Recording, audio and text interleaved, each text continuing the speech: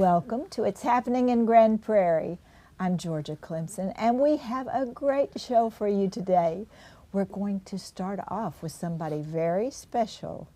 We have from Grand Prairie Independent School District, the superintendent, Gabe Trujillo. Dr. Trujillo, welcome. Thank you. It's an honor to be here.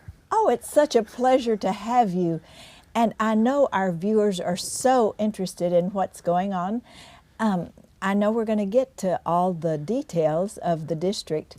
But first of all, tell us about you being in Grand Prairie. How did you get here, Doctor? Well, I would say it was heavenly intervention, heaven's Yes. intervention.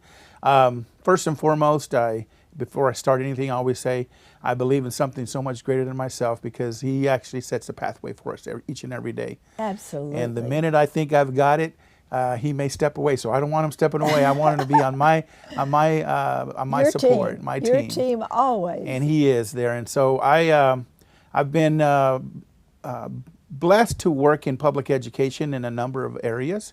I've worked in rural school districts.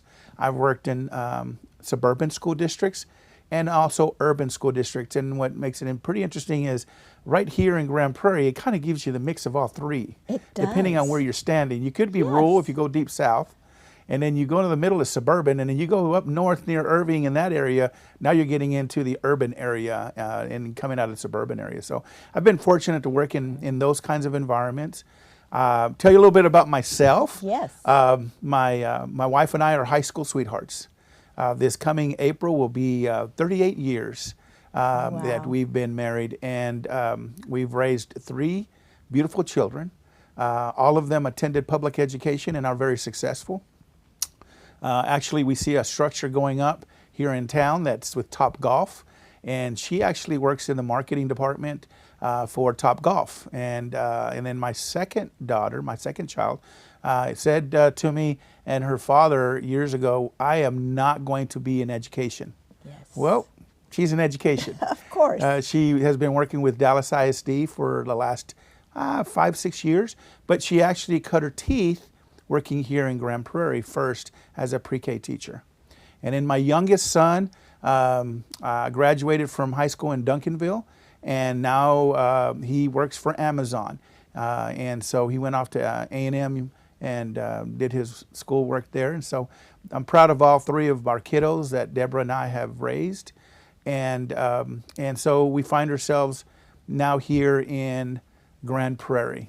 And actually, it's a return to Grand Prairie, correct? Yes, absolutely. I was here originally with Susan Simpson, and was here 7 years. And interesting thing is, I waited 2 years to come work for her. Just kept checking to see when the opportunity would be available. I was an administrator. I've served elementary and secondary in Duncanville, and was there over a decade as an administrator, and wanted to come and work for. At the time when superintendents were cutting their teeth, you knew who were innovative, who were cutting edge, who were doing amazing things, and Susan was one of those. Oh. And I wanted to come in and work under her leadership. And what a wonderful mentor, and what a blessing she was to us, and I'm sure to you as well. Absolutely. And when she brought me in, I served the district as a director of secondary schools. She was impressed and pretty quickly moved me into more of working with the secondary schools, and as far as an assistant superintendent, and then became area superintendent, servicing a plethora of schools, whether it was GP or South at South, or also at Reagan or Arnold. It was a privilege to work here those 7 years, which really helped me cut my teeth really well, and took me on to become the superintendent in Nacogdoches ISD. So you came directly to us from Nacogdoches. I did. East Texas. Yes. Boy, it's a whole different world over there.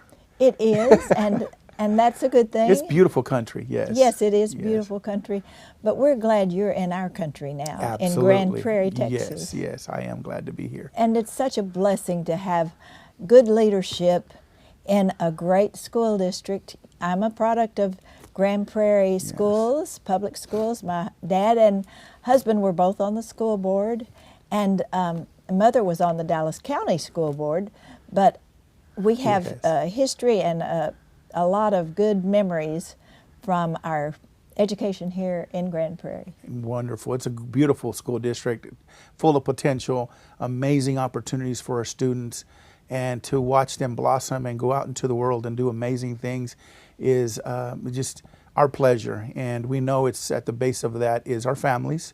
Yes. Of course, moms and dads pick Grand Prairie, whether to bring them here from travels from outside the district, or if they're actually living in Grand Prairie. But then also the teachers that we do have that form that foundation that we have, and then the strong leadership that's in this district.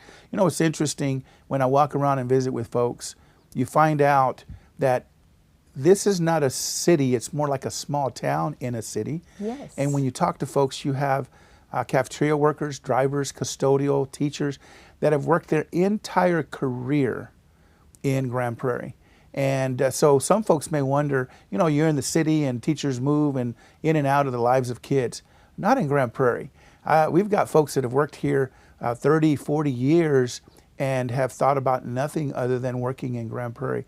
And that's amazing, and it's a blessing for our kids. It's a blessing for our families, because some families may have multiple kids that have gone through the same sets of teachers, and that's glorious for us. So it is indeed. Yeah. And you know, as a city, it's very important to us when we market Grand Prairie, yes, to be able to say, look at our school district. Absolutely. Don't you want to come live, play, and work in Grand Prairie and yes, raise a family? Absolutely, absolutely. I had the privilege this morning to be up in Allen, and anytime I get a chance to stand on the tallest podium to speak about our district, boy, I did it. They gave me the microphone, and our mariachi that performs in its state championship, yes, they performed this morning there, and I reminded the folks, they said that this was the best group of mariachis they've heard, and I told them, I said, you realize they're not just the state champions for 1 year, they're state champions for 2 years and 3 years. And on the sides was Eddie Lopez, quietly standing on the side, cheering his kids on. But I wanted everyone in the audience to know that the talent you see on the stage is the dedication this man has had for his students that are on the stage. And I shared with them also some of the literature some of our kids have written. I actually put the piece of document that our kids wrote, the stories they wrote, in the hands of the former Secretary of Education, and he was able to read a couple of those stories. And because of that, he said, you know, I may make a visit to Grand Prairie to see what your district is all about. That is the advocacy that we need to have, is also speak about the potential of Grand Prairie to the world, because some people don't know that this is a jewel nestled right between 30 and 20 and 161 and Loop 12. It's a beautiful layout for families with so much to do in working on getting an amazing school district online for the support that we need. It is a treasure. Yes. And it was a little known treasure in the past. Yes. Now, I'm so glad that you're spreading the word. Yes. And I know your presentation where you do the state of the yes, district, and you mentioned several things, which we can't go over everything. No. But tell us some of the outstanding things about the district now, the schools that have been recognized. And well, the onset, the launch of the conversation was how we live in the gap, and I was privileged to watch your mom do these videos and how she captured the treasures of the past of Grand Prairie. And I wasn't here during that time, but she educated me on that. And I opened up the history books with this group when I was presenting that to them, and told them that between the period and the capital, there's a lot of missing history. yes, There's millions and millions of people that live in that gap, and we live in that gap. But the wonderful thing is we get to touch the lives of each other in our community during that era. And your mom did that. And actually we have archived videos that we could go back and actually revisit. And that's what I'm wanting us to know, is that we have to fill that gap with what can we do today for our kids. What's amazing is we showcased several students that have come through Grand Prairie that are successful working with Grand Prairie Ford, They're working with Holt Caterpillar. They're working now on the USS Air Carrier coming from our school systems. The lives are touched by the teachers investing themselves in them. I think that's so important. And I was so impressed with when you talked about the scholarship amount of money that these kids have received in scholarships. Yes, yes. Scholarships is an all-time high. Credits for industry is an all-time high. The kids are really stepping up and taking advantage of all of the opportunities we have. And the exciting thing is we need to continue that legacy that Grand Prairie ISD was known for and is still known for, where districts around us were seeing kids were making decisions to come to Grand Prairie. And they're still making those decisions. We've got students coming to us from Arlington, from Mansfield, from Duncanville. They're making those decisions to come here. So when families make those decisions, it's because of those wonderful opportunities with scholarships, industry partners, being able to work on their skills of what they want to do, and not design it for the adults. You and I were in school years ago, and we came to school and it was designed by adults. Right. They told us what classes we had to take and complete, but now we're actually engaging with our students and saying what are their interests. And then we're also talking to industry partners. What do the kids need to have in order to be successful in the workforce? The technology changes so quickly that we shouldn't invest on the technology in the hands of kids in our industry classes. We need to teach them the soft skills, how to show up for work, be on time, dress professionally, working collaboratively with each other. Those are the skills our industries are looking for. They're going to give them the widgets because once we graduate them, the widgets are going to change. It's going to be a new tool or a new piece of technology.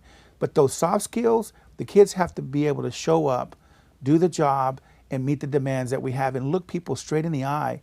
That's what blows me away when you talk to our kids now, is the way they engage with you is nowhere where I would have been when I was 14. Oh, I understand. I was a lot shyer with that. So, yes. Well, this is so exciting, all of this information. And I know you could tell story after story and successful stories. Yes. Tell us where you would like to see us going in the next 3 to 5 years. Well, 3 to 5 years, our enrollment is dropping in Grand Prairie just like it is everywhere across the state. So we need to continue to realize how do we adapt so we're responsible for the taxpayers in Grand Prairie and right-size the district to make sure what does that look like for us in the future. And when we do that, we're able to provide very concise programming for our students and also meet the needs of our changing teaching staff, because some of them are commuting great distances to come work in Grand Prairie. So what do we need to provide them here in Grand Prairie so they can continue to make those decisions? We also need to look at innovation. What are some things that we can create that are no longer here? But also what are we doing that can create opportunities? For instance, we have archery in the district, but the rules have changed with CTE programming. So can it fit in the CTE programming so that we can provide our kids better opportunities through attaching archery with CTE? Bass fishing, we have Joe Pool Lake. Yes, right I couldn't here. wait for you to mention that. Yes, Joe Pool Lake, and Graf Chevrolet stepped up and did an amazing thing for us. We got the kids out of boat, they were all excited. But what were we going to pull the boat with? Well, Graf Chevrolet stepped up like they always do, and they said, you know what? We're going to provide you with a truck for the kiddos to pull that boat so they can go to competition. So the kids went to their first competition and surprised those hundreds of teams there because Grand Prairie never had a bass fishing team. But we have it now. And I'm thinking about that kiddo with his ball cap on, shirt tail tucked in, blue jeans, turning around and loves to fish with his dad. Yes. And so now he says, hey, talks to his friends, do you want to be part of the bass fishing team? Maybe they weren't part of any other program. Or a kid that wants to be and enjoys playing video games and that side of it. So how do we get gamification and esports in the school system? And then we've got that set up going and launching over at Truman. AI is big. I've always said this. AI is not going to replace us. It's not. Here's what's going to replace us. Individuals that know how to navigate AI are going to replace people who do not know how to navigate AI. So how do we teach teachers and our students to utilize, vet, verify anything they get that's artificial intelligence, and it can impact their lives. AI is everywhere we walk nowadays, and sometimes we don't even know that it's being run by AI. So we're looking at all of that and so much more for our students, but we want to also be a district that has academic success, tremendous academic success. And we do that by hiring, retaining, and developing our quality teachers so we have successful academic, whatever school. So when a parent picks a school, they can go into any classroom or any school from the south end of Grand Prairie all the way up to the north end of Grand Prairie. Yes, and what a challenge that is. What a challenging job you have. But how grateful we are that you're here with us in Grand Prairie. You're at the helm, and you have a fabulous team and crew helping you, and we're so grateful to you for that. Yes. And we're excited about the future of what will be coming from GPISD I am so and excited. from you. Yes. Thank you so much for joining us today. Absolutely. We appreciate you. God bless you. And we're excited about seeing what will be coming next. Thank you so much. We look forward to the opportunities. Yes. And we'll be right back. Do you hear that? Yes! What is it? Mosquitoes! They're coming! Defend yourself! Fight the fight! Protect yourself against the West Nile virus. Use insect spray with DEEP. Wear long sleeves and pants. Drain anything with standing water. Stop the water! Cover me! Get more information at gptx.org/fightthebite. The City of Grand Prairie offers Alert GP, a high-speed communication service for emergency notifications. Receive alerts from the Grand Prairie Emergency Management Team by going to the city's website and following the sign-up instructions. Alert GP can notify a lot of people in a short time. It targets the entire city or specific areas where critical community alerts are necessary. If we can't reach you, we can't alert you. Visit gptx.org/alertgp and sign up today. Welcome back, and welcome to our next guest, Eric Alvarez from our marketing department. Welcome, Eric. Thank you so much for having me. I'm excited about this. Yes, and look at you, so Yeah. festive, all ready for the holidays. Exactly. I bet you can imagine what we're going to be talking about. Well, listen, we're super excited to offer so many new things for our Grand Prairie residents and really anyone in North Texas who wants to come to Grand Prairie. Now, I had to take a play out of Santa's playbook, and I have this list because there are so many events that I just have to keep track. Yes, I love it. Miss Georgia, you've heard that this is the 20th year of Prairie Lights. Yes. Yeah, we're very excited about that. Now, it's gonna open to the public November 27th, but our residents have a few opportunities to be the first to see the biggest, brightest, and best Prairie Lights that we've ever put on. So, as always, we have the Sneak a Peek Run, November 22nd. November 23rd is a Sneak a Peek Walk. And then the next day, on the 24th, Cycling with the Mayor, Prairie Lights Ride on a bicycle. So they have 3 opportunities. There's one I'll more. take door number 2. Yes, well, there is actually for I want to walk. Yes, for the first time ever. November 25th, the Mayor's Reindeer Rumble. Oh, so wow. That's a motorcycle ride. And all of the great thing about this is the money goes to support Santa Cop, which is really, imagine the reason for the season, supporting kids who don't have gifts under the tree. Yes. This is a way to make sure that they can have the holidays they've always imagined. How cool. Now, I need to own a motorcycle if I come to that, or at Yes. least have a good friend who has one. Yes, exactly. It is for motorcycle riders, and registration is limited. Okay. Now, it is $75, but number one, you're giving to a great cause. Yes. And number two, in return, not only do you get a sneak peek of Prairie Lights, but you also get a $150 Fast Pass, so you can come back at any time during the season and bring your family, preferably in a vehicle, car, SUV.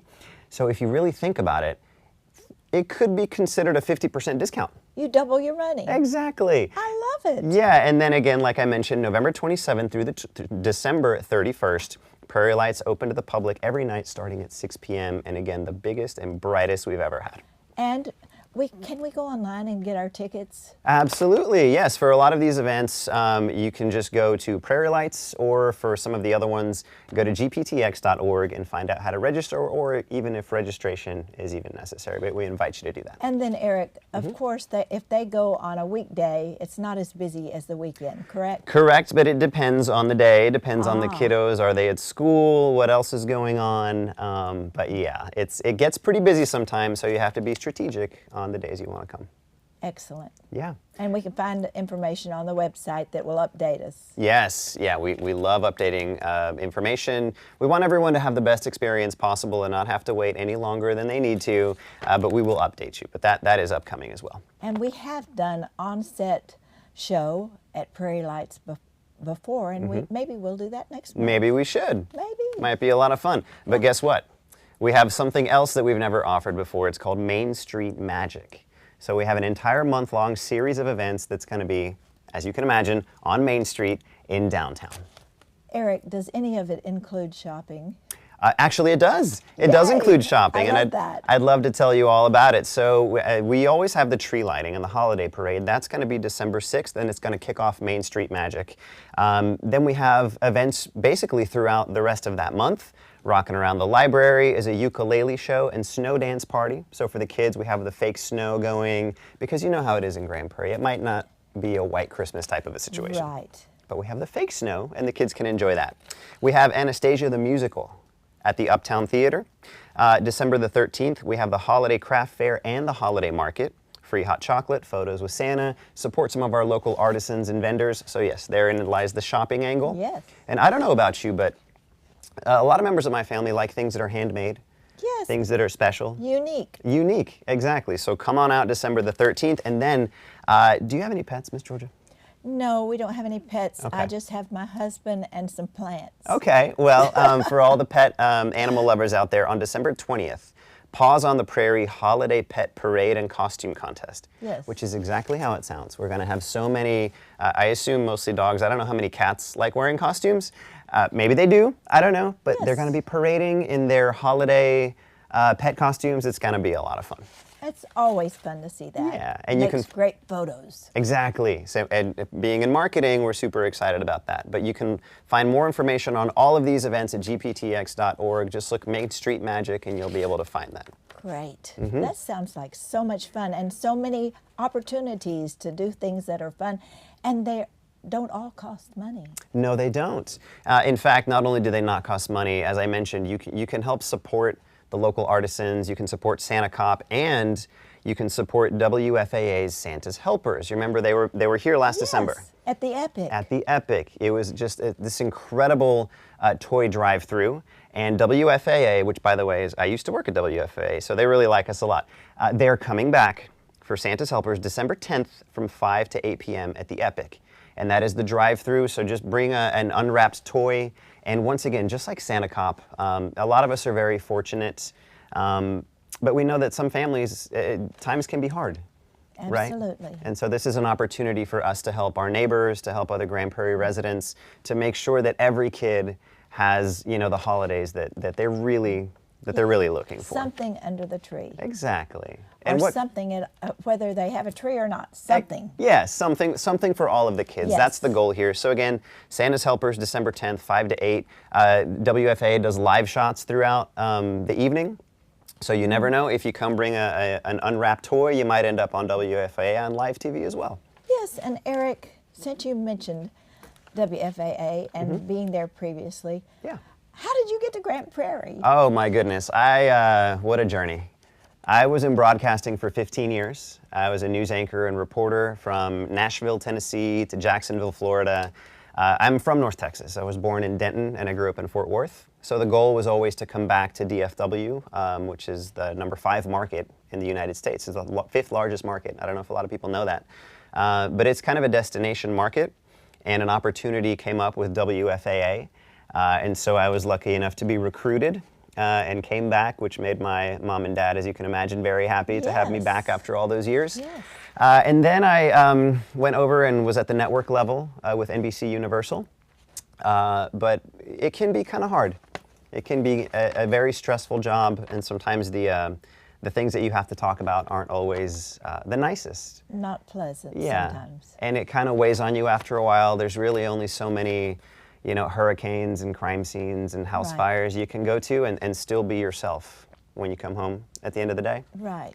And So- here in Grand Prairie, you get to talk about fun things, and you have a do. long list of fun A long list of fun things. It's been an incredible, I've been here for about a year, an incredible switch. And I still get to do the photo, video, storytelling, Yes. be on camera with you like I Yes. am now. And it's vastly different, and I've enjoyed it very much. Well, we're so glad to have Yeah. you in Grand Prairie. And you've added so much to our department and really brought it up to another level. And I have seen that, and I've heard other people comment on that as well. Oh, thank so you. we're thankful you came to Grand Prairie. Yeah, and if you don't mind, just a few more quick Oh, things, a because few there's, more. you know, like I said. I know. Yeah, so we have Winter Wonderland at Epic Central. We have a really beautiful, I can't say too much about it, but a beautiful Illuvia show, holiday themed. And Illuvia, I mean, how beautiful is that? Oh, it is wonderful. Outdoors, and get to enjoy the crisp air and see that for the holidays. Absolutely, and a lot more waterfront holiday market. And did you get a chance to go to the Tianyu Lights Festival last year? Yes, I did. Mm-hmm. That was amazing. Yeah, so they're back with a new display. It'll be different from last year.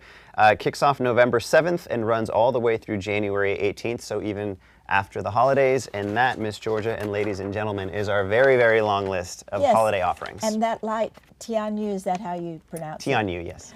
That is at Lone Star Park Correct. parking lot, correct? Yeah, so if or you're- outside. Yeah, Texas Trust, Trust, Grand Prairie yes. Cricket Stadium. Really, if you just put Cricket Stadium in your GPS, it'll take you right there. And by the time you get there, you'll see the amazing light display. You can't miss it. But what a great list of fun things to Yeah. do over the holidays. And Eric, you've done a fabulous job of bringing us all of this information. And I can't wait till the Christmas tree lighting, because that's always such a fun event. And what date was that? The Christmas tree lighting was December the 6th. Christmas tree lighting and holiday parade, downtown Grand Prairie. So they definitely need to put that on the calendar. It's one of our favorites. Because that's great. Well, thank you so much for being here and sharing all of this fabulous information with us. Thank you for having me. It was a blast. Thank you. And thank you all for joining us today. I'm Georgia Clemson, reminding you, as always, it's happening in Grand Prairie.